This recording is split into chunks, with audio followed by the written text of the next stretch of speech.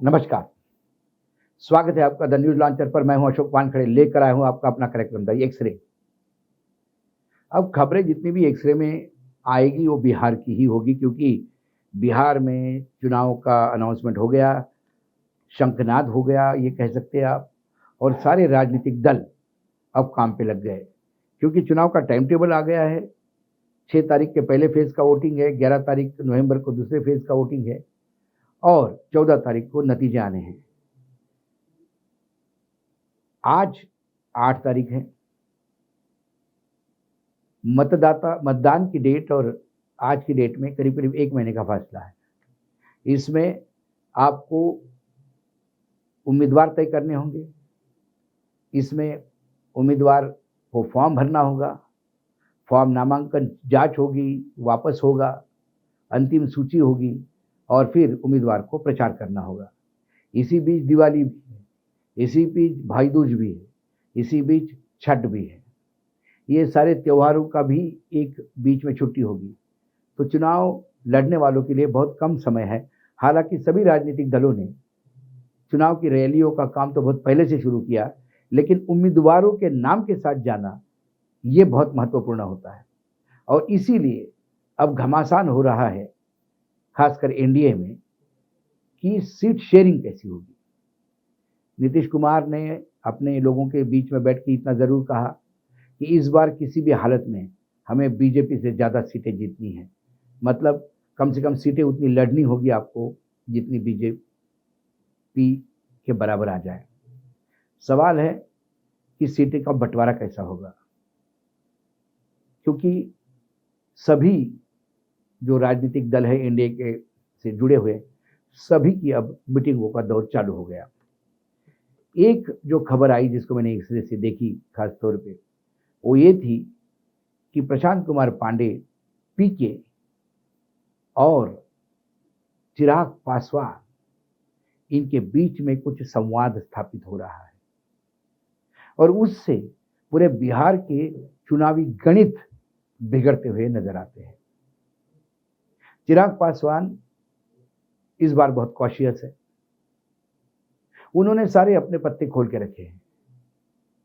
जब चुनाव की तैयारी शुरू कर दी तब उन्होंने अपने सम्मेलन में कहा पार्टी के, हम सभी सीटों पे चुनाव लड़ेंगे, आप चिंता मत करो। मानिए कि हर सीट पे चिराग लड़ रहा है। ये एक प्रेशर बनाने का टैक्टिस था। उसके बाद में पार्टी की तरफ से लिपापोती हो गई। उनका कहना यह था कि एनडीए का कोई भी उम्मीदवार चुनाव लड़े, हमें पूरे ताकत के साथ ही काम करना होगा। चिराग, क्योंकि पिछली बार चिराग को सीट नहीं थी चिराग के पास, पिछली बार चिराग साइड लाइन पड़े हुए थे। जब उनके पिता का देहांत हो गया तो पार्टी बट गई थी। चाचाओं ने पार्टी हाईजैक कर ली थी और दिल्ली ने चाचाओं के सर पे हाथ रख दिया था। बेटा अलग थलग पड़ गया था, यहां तक कि घर भी खाली पड़ना पड़ा। लेकिन चिराग ने एक बात लगातार कही कि मेरा विरोध नीतीश कुमार से हो सकता है, लेकिन मैं मोदी जी का हनुमान हूं। इसी का फायदा उठाते हुए बीजेपी ने बैकडोर से चिराग के ऊपर हाथ रख दिया और कई जगह चिराग ने अपने उम्मीदवार एलजेपी आर रामविलास के नाम से खड़े किए और वो चुनिंदा जगह थी जहां जनता दल यूनाइटेड को झटका लगना था और वही हुआ। जो बराबरी से आरजेडी के साथ जनता दल यूनाइटेड सत्ता में थी, वो घटकर 43 पे आ गई और उनका ग्राफ नीचे लाने में सबसे बड़ा कंट्रीब्यूशन यदि चुनाव में किसी का रहा तो चिराग पासवान का। चिराग पासवान के उम्मीदवार कई कॉन्स्टिट्यूंसीज में नंबर 2 पोजीशन पे रहे। उसके बाद बहुत गंगा में पानी बह गया। फिर लोकसभा चुनाव आए, चिराग की ताकत विधानसभा में दिख गई थी, तो फिर उन दोनों भाइयों को अलग करके चिराग पे पार्टी ने हाथ रख दिया दिल्ली ने, और फिर चिराग 5 सांसद जीत के आए, 100% स्ट्राइक रेट। और फिर अब बिहार में बड़ा रोल अदा करने के लिए चिराग मैदान में है। चिराग किसी भी हालत में 30 से 40 सीट मांग रहे हैं, लेकिन 30 सीट पर से नीचे वो कॉम्प्रोमाइज करने को तैयार नहीं। भाजपा और जनता दल यूनाइटेड प्रयास कर रही है कि उनको 15 सीटों पर सेटल करे। इसके लिए चिराग के साथ लगातार मीटिंगें चल रही है। कल चिराग पासवान यानी परसों के दिन चिराग पासवान, धर्मेंद्र प्रधान जो चुनाव संयोजक है, बीजेपी के बड़े कद्दावर मंत्री है, विनोद तावड़े जो जनरल सेक्रेटरी इंचार्ज है, प्रभारी है भाजपा की तरफ से, और मंगल पांडे जो मंत्री है बिहार में, इनकी एक 40-45 मिनट की मीटिंग हुई। इस मीटिंग में लगातार यही चिराग 30 से नीचे आने को तैयार नहीं और वो चिराग को 15 पे समझाने का प्रयास कर रहे थे। दूसरी बार जीतन राम मांझी जो है वो किसी भी हालत में 15 सीटों से नीचे कॉम्प्रोमाइज करने को तैयार नहीं। वो चाहते हैं कि उनके राजनीतिक दल को मान्यता मिले चुनाव आयोग से। इसके लिए उन्हें एक फिक्स वोट परसेंटेज चाहिए। इसके लिए कम से कम 15 सीटें उनको लड़ना है और ये बहुत पहले से ऐलान कर चुके हैं। उन्होंने ये कहा कि यदि मुझे 15 सीटें नहीं मिलती तो मैं अकेला लड़ूंगा 100 सीटों पे। हर सीट पे कम से कम 10 से 15 हजार मेरे वोट है और फिर मैं खेल कर दूंगा। तो मांझी 15 से नीचे उतरने को तैयार नहीं, चिराग 30 से नीचे उतरने को तैयार नहीं। बाकी छोटे मोटे दल भी कुछ मांग रहे हैं। चिराग और पासवान के साथ समझौता करने में पसीना आ रहा है। दूसरी तरफ जब धर्मेंद्र प्रधान, विनोद तावड़े ये पटना गए तो ये सीधे मांझी के घर गए। वहां सम्राट चौधरी भी पहुंचे साथ में। उन्होंने मांझी को भी समझाने का प्रयास किया। मांझी भी अपने जगह पे अड़े हुए हैं। दूसरी तरफ एक मीटिंग में लल्लन सिंह, विनोद तावड़े, जतींद्र राम मांझी, उपेंद्र कुशवाहा, सम्राट चौधरी, ये सारे लोग turn by turn Dharmendra Pradhan और विनोद तावड़े से लगातार मिल रहे थे। जो एक खबर जो सबके लिए डिस्टर्बिंग है कि प्रशांत कुमार पांडे, पीके, जन स्वराज पार्टी, उन्होंने 100 सीटें चिन्हित की है और पहला चुनाव वो 100 सीटों पर लड़ेंगे। पीके चुनाव मैनेजमेंट के लिए जाने जाते हैं। जब दूसरे बड़ी बड़ी राजनीतिक दलों को, बीजेपी हो, टीडीपी हो, टीएमसी हो, इनको चुनाव, जनता दल यूनाइटेड हो, इनको वो चुनाव लड़वाते थे और उनका स्कोर भी अच्छा रहा, स्ट्राइक रेट भी अच्छा है। आज वो खुद अपनी पार्टी को लेकर बढ़ रहे हैं। 100 सीटें उन्होंने ऐसी चिन्हित की जहां सबसे ज्यादा वो तकलीफ देंगे तो वो एनडीए को दिखाई देता है, क्योंकि पीके के पीछे जो मतदाता है वो शहरी युवा और सवर्ण, खासकर ब्राह्मण, खुद ब्राह्मण जाति से होने की वजह से, और ये दोनों जो मतदाता है ये बीजेपी का कोर वोटर रहा है। बीजेपी को डर वो भी है। एक यदि चिराग और दोनों एक हो जाते हैं, क्योंकि पीके को भी एक दूसरा राजनीतिक दल चाहिए साथ में जो उसका हाथ पकड़े तो एक अच्छा वोट ट्रांसफर हो सकता है। तो यदि पीके और चिराग पासवान एक हो गए तो फिर बिहार के राजनीति का वाकई गणित बिल्कुल बिगड़ जाएगा।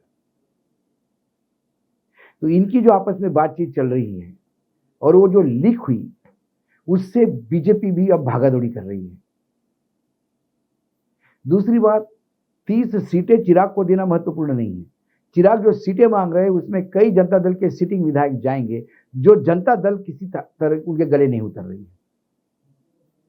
जनता दल में भी जो उनके संजय झा है वो नीतीश से लगातार मीटिंग कर रहे हैं। नीतीश ने भी कहा कि किसी भी हालत में हमें इस बार बीजेपी से ज़्यादा सीटें लानी है, क्योंकि यदि नीतीश इस बार बीजेपी से कम सीटें लाएंगे तो फिर महाराष्ट्र का उदाहरण उनके सामने है। फिर उनको बोला जाएगा कि आपको हमने मुख्यमंत्री बनाया था लेकिन आप बहुत कम सीटें लेके आए हैं, तो अब हमारा मुख्यमंत्री होगा। तो ये सबके वजूद का खेल है। और इसी सब के बीच में जो दिखाई देता है कि चिराग ने अपने जीजा अरुण भारती को चुनाव प्रभारी इस चुनाव का घोषित कर दिया है। राजू तिवारी जो पार्टी के अध्यक्ष है बिहार के, उनको सह प्रभारी घोषित कर दिया है। एक जो बड़ा प्रॉब्लम जो सभी राजनीतिक दलों को दिख रहा है वो है 3 करोड़ ऐसे प्रवासी बिहारी। बिहार के करीब करीब जो लेबर मिनिस्ट्री का जो आंकड़ा है पिछला, वो बताता है कि 3 करोड़ के आसपास बिहार का युवा बाहर देश के विभिन्न शहरों में काम कर रहा है। वो चुनाव के लिए वापस आएगा क्या? अक्सर वो आता है क्योंकि बिहार की जनता राजनीति को लेकर बहुत सजग है। लेकिन इस बार छठ पूजा जो है वो पड़ती है 25 से 28 तक। दिवाली 19 को भी हम धनतेरस माने तो 19 तो दिवाली शुरू हो जाएगी, 19, 20, 21, उसके बाद 25 से 28 छठ पूजा। यदि 10 दिन की भी कोई छुट्टी लेके आता है तो वो दिवाली से लेके छठ पूजा समाप्त कर, छठ पूजा एक दिवाली जैसा बड़ा त्योहार है बिहार में, तो ये सारे लोग वापस जाएंगे। तो यदि छठ पूजा के 28 के बाद वो वापस जाएंगे तो फिर क्या 6 दिनों के बाद 6 और 11 तारीख को वोट देने वापस आएंगे? सवाल ये है, क्या इतनी छुट्टियां उनको मिल पाएगी? जो लोग मजदूर हैं उनको तो दिहाड़ी छोड़ के आना पड़ेगा। क्या वो कर सकते हैं इतना पूरा मोबिलाइज करना और फिर 4 दिन बाद 5 दिन बाद वापस आना? और यदि कंटिन्यू वहां रहना है तो फिर दिवाली की 19 तारीख से लेके 11 तारीख तक का इतना बड़ा 1 महीने का टाइम है, जो कोई भी कारागिर हो या एम्प्लॉय हो वो काम छोड़ के बिहार में चुनाव के लिए नहीं रहेगा। तो क्या चुनाव के लिए लोग वापस आएंगे? क्या उनको फिर रिजर्वेशन मिलेगा? अभी मारामारी चल रही है छठ के लिए, तो विशेष दिवाली छठ के लिए तो विशेष तौर पे गाड़ियां चलती है, चुनाव के लिए तो नहीं चलेगी। कई सवाल है। ज्ञानेश कुमार ने कईयों को फंसा दिया, या छठ वाला का जो एस्पेक्ट था वो उनके नजर में नहीं आया शायद। कुल मिला के एक्सरे में अभी बिहार में बहुत तनातनी दिख रही है, खासकर एनडीए में। और ये छठ पूजा को लेकर और वोटिंग डेट को लेकर जितना प्रवासी बिहारी बाहर है वो पेशो पेश में है कि छठ पे जाऊं कि चुनाव के लिए जाऊं, और उसके लिए यकीनन छठ बड़ी बात है। आज एक्सरे में इतना ही। कल फिर आता हूं किसी विषय के साथ। तब तक के लिए नमस्कार। देखते रहिएगा न्यूज लॉन्चर।